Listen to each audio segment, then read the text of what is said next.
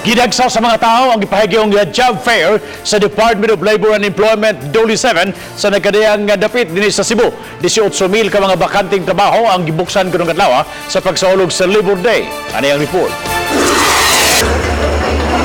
Hilabihan kataas nga linya sa mga tao, kinsa na masin nga madawat sa trabaho.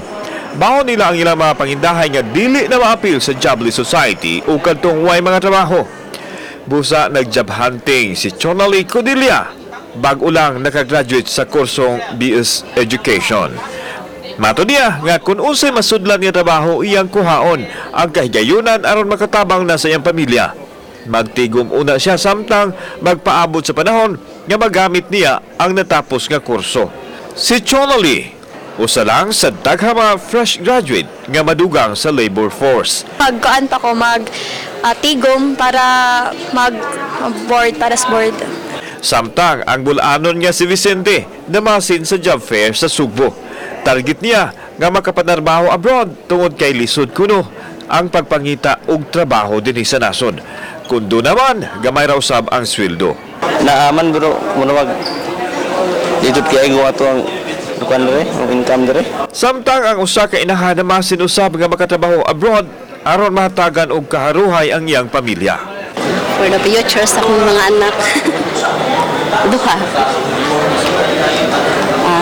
Nang-apply po, same na ko karon. Top 5 for the local, nangunguna doon yung ating business process outsourcing, yung mga BPOs natin nga business, yung mga call center agents, marami sila. So more or less mga 2,000 plus or 3,000 ito.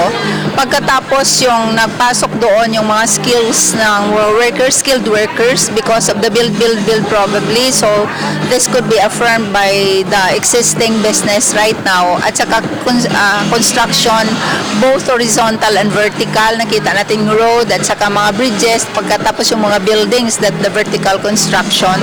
Matod ni Dole 7 Director Salome Siaton nga nagkaubos ang unemployment rate itandi sa nakalabayng tuig. Pinaagi sa job fair, mas mapaubos pa ang ginakanon sa mga taong way trabaho. Kamatuoran ang dakong panginahanglan sa mga katambayayong nga kumpanya nga nagkinahanglan og mga trabahante.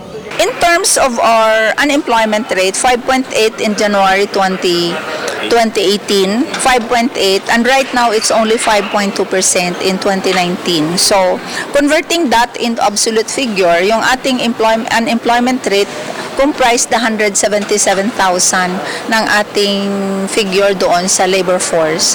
Kauban si John Soron, Alan Domingo, Balitang Bisdak.